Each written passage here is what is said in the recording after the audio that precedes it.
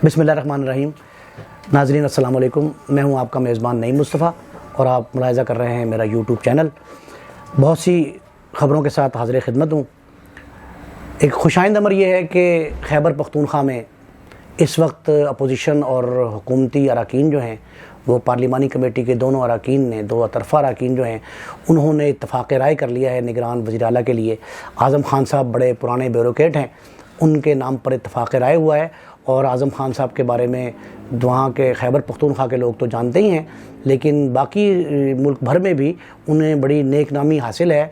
और आज़म खान साहब के बड़े भाई जो अब्बास खान साहब जो हैं वो तवील अरसे तक आईजी पंजाब पुलिस भी रहे हैं, खैबर पख्तूनख्वा के आईजी रहे हैं, फ्रंटियर में के बहुत अहम ओहदे जो थे, NWFP था जब KP से पहले, उस दौर में अहम मनासिब पर फाइज रहे और उन पर इत्तफ़ाक़ राय हुआ है। और इत्तफ़ाक़ राय इस अंदाज से हुआ है कि जब ये नाम हुकूमती अरकान के पास गया और ये जो अकरम दुरानी साहब हैं वहाँ के अपोजिशन लीडर, उनकी तरफ से नाम तजवीज़ किया गया, तो हुकूमती पार्लिमानी कमेटी के अरकान ने इस पर कोई किसी किस्म की न सिर्फ ये कि बहस नहीं की, बल्कि इसे फ़ौरन सिदकना व आमना कह के इसको तस्लीम कर लिया। और आज सूरत हाल ये है कि KP जो है वो इस सूरत हाल में पंजाब से आगे निकल गया है। पंजाब ने तीनों मरहले जो हैं ज़ाया कर दिए हैं। तीसरे मरहले के बाद चौथा और आखिरी मरहला है कि अब ये इलेक्शन कमीशन के कोर्ट में गेंद है, वो क्या फ़ैसला करते हैं इस हवाले से कुछ नहीं कहा जा सकता। लेकिन कहा यह जा रहा है कि पंजाब में एक नामवर सहाफ़ी हैं, इलेक्ट्रॉनिक मीडिया से बड़े अरसे वाबस्ता रहे हैं, CNN के ब्यूरो चीफ़ रहे हैं, मोहसिन नकवी साहब, आजकल वो सिटी 42, सिटी 41 और 24 के चैनल चला रहे हैं। उनका नाम जो है वो करीब जो है फ़ाइनल होने जा रहा है। लेकिन इलेक्शन कमीशन जो है उसके किसी ज़िम्मेदार शख्स ने इसको ओन नहीं किया अभी तक और ये नहीं कहा कि वो किस हद तक इस मामले में कामयाब होंगे। लेकिन ये बात बड़ी अजीब है कि खैबर पख्तूनख्वा ने एक अच्छी मिसाइल कायम की, लेकिन हम लोग जो हैं इस मामले में पंजाब वाले पीछे रह गए और पंजाब अभी तक किसी नाम पर इत्तफ़ाक़ राय ज़ाहिर नहीं कर सका।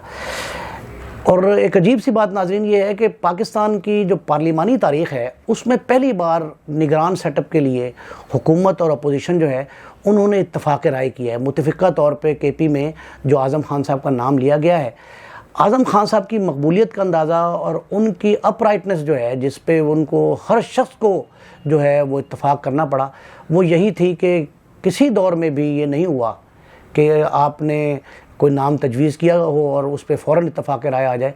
लेकिन ये अकरम दुरानी साहब का तजवीज़ करदा नाम जो है तस्लीम करने के बाद पाकिस्तान की तारीख़ में एक नए बाब का इजाफ़ा हुआ है। और इस तरह की अगर सूरत हाल हम जारी रखें तो छोटे मोटे मामला जो हैं उसमें नाज़रीन हम किसी हद तक जो है वो कामयाब हो सकते हैं कि हम ये जो पुलिस रात अबूर करना होता है ये कोई इतना मुश्किल नहीं था। पंजाब असम्बली के स्पीकर सिप्तैन खान साहब ने बड़ा अच्छा जुमला कहा है कि अगर नीयत नेक हो तो 5 मिनट में ये मसला हल हो सकता है।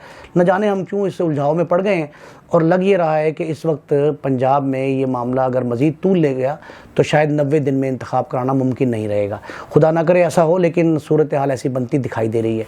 एक और बात यह है कि पंजाब की जो हुक्मरान जमात थी पंजाब की हद तक, मुस्लिम लीग काफ जिसके चौधरी परवेज़ इलाही सदर हैं, उनका मामला जो है, उनका जो असल इख्तलाफ है अपने कज़न अपने भाई चौधरी शुजात साहब से, वो भी बढ़ता दिखाई दे रहा है। चौधरी शुजात साहब ने मुन सलाही के जो 3-4 उनके पास मनासिब थे पार्टी के, वो चीफ़ वहीब थे, कायद थे कौमी असम्बली में, वहाँ से उनसे ओहदा वापस ले लिया है।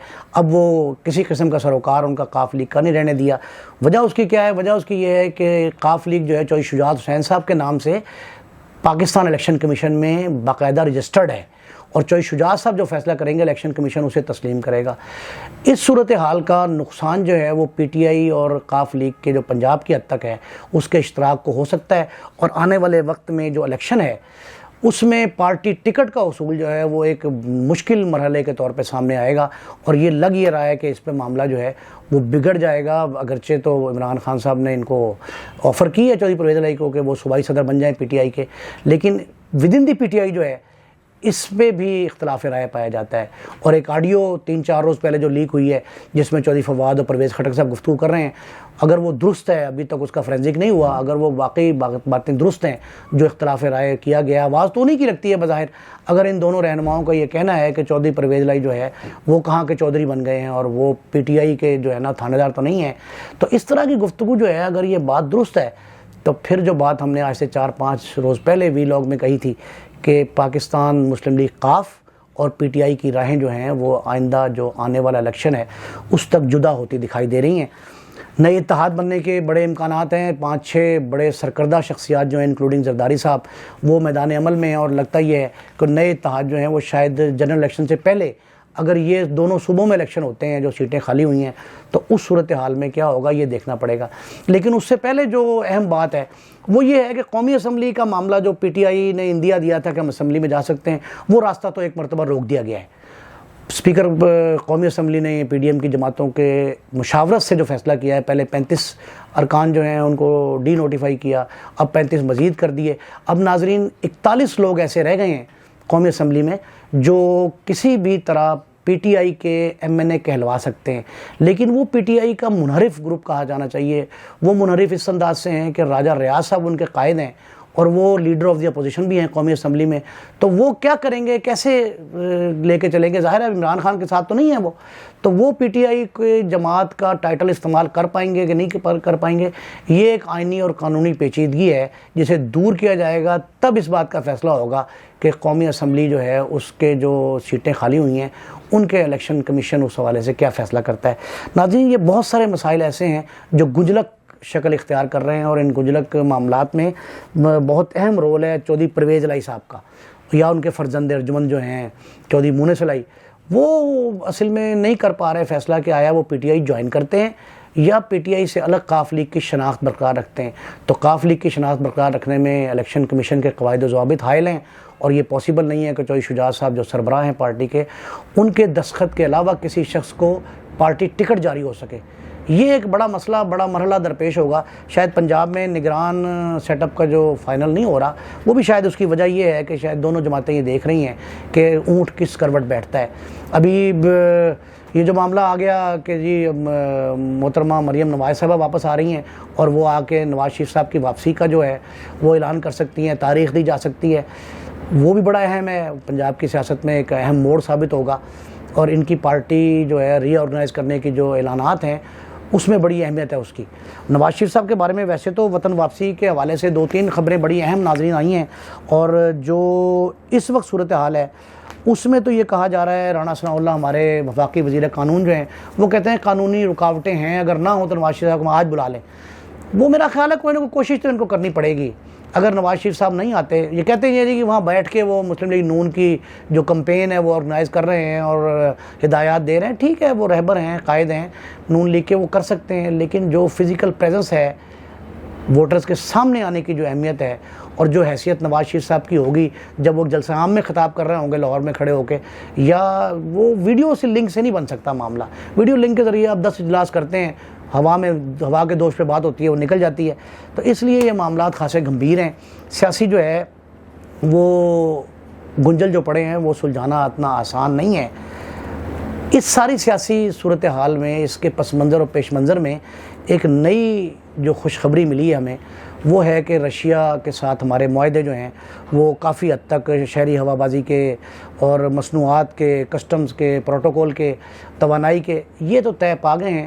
لیکن پیٹرولیم کا معاہدہ جو ہے نا وہ پھر مارچ تک کے لیے مؤخر ہو گیا ہے، اور یہ کہا جا رہا ہے کہ رشین آئل جو ہے وہ مارچ میں ہمیں میسر ہوگا.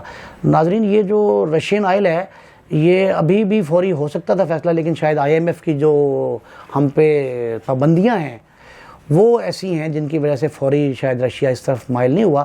اگرچہ انہوں نے اصول ایک طے کر لیا ہے، ایک معاہدہ جو ہے اس حد تک بن گیا ہے کہ وہ کہا یہ جا رہا ہے کہ ہم آپ کو تیل دیں گے. ان پرنسپل وہ ایگری ہیں، لیکن یہ نہیں پاسبل کہ جی وہ مارچ سے پہلے دیں. مارچ کے بھی اینڈ میں کہا جا رہا ہے. تو میرا خیال انتظار ان کو یہ ہوگا کہ آئی ایم ایف جو ہے، جو ڈیلیگیشن اگلے ہفتے آنے والا ہے، وہ آ جائے، کوئی فیصلہ کر لے، تب شاید رشیا جو ہے اس پہ اعلان کرے گا. اور یہ ہے اچھا کام. کہتے یہ ہیں کہ جی 35% جو ہے وہ قابل استعمال ہے کروڈ آئل، یعنی ہم سعودی عرب کا، ایران کا، باقی جہاں کا بھی تیل استعمال کر رہے ہیں اس میں ریفائنری ہماری جو ہے اس میں یہ پلس کرے گی 35%، تو ریٹ نیچے آ جائے گا. تو کہا یہ جا رہا ہے کہ 200-250 روپے جو ریٹ ہے پر لیٹر پاکستان میں عام پیٹرول جو کنزمپشن کا ہے اس کا، وہ شاید 150 سے 170-75 کے درمیان آ جائے گا. چلیں یہ بھی بہت بڑی ایک سہولت ہوگی پاکستانی عوام کے لیے اگر یہ ہو جائے. پاکستان کی جو جغرافیائی حیثیت ہے رشیا نے اسے تسلیم کر لیا ہے، امریکہ کو اس سے ابھی تک تو کوئی پریشانی لاحق نہیں ہوئی، کوئی امریکہ نے کہا نہیں، ایسا کوئی نگیٹ نہیں کیا اس کو، نہ کوئی منفی اس کا رد عمل دیا ہے، لیکن اس کو بظاہر جو ہے وہ تکلیف تو پہنچنی چاہیے، وہ کیوں پہنچے گی، کس حد تک وہ برداشت کریں گے، یہ دیکھنا پڑے گا۔ لیکن نئی راہ جو تلاش ہوئی ہے رشیا کی شکل میں، کریڈٹ تو ویسے اس کا عمران خان صاحب کو جاتا ہے۔ پاکستان تحریک انصاف کے دور حکومت میں یہ ہوا ضرور تھا کہ رشیا کی طرف وہ مائل ہوئے تھے، ہم اس وقت امریکہ کی جھولی میں گر رہے تھے اور امریکی کے راگ الاپ رہے تھے، تو اس دوران ہم نے یہ دیکھا کہ رشیا کا نام آیا۔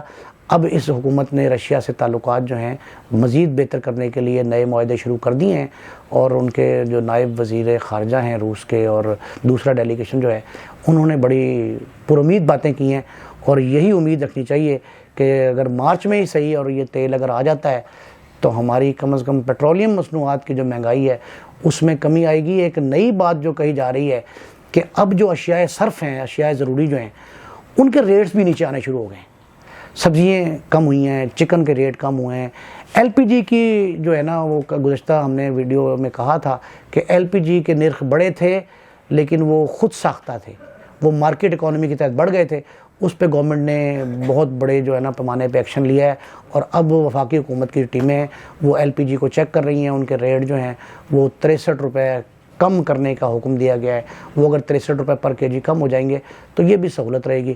تو آنے والے دن میں کوئی خوشخبریاں اور جو ہیں اچھی باتیں سننے کو ملیں گی، تب پاکستانی قوم جو ہے وہ سکھ کا سانس لے گی۔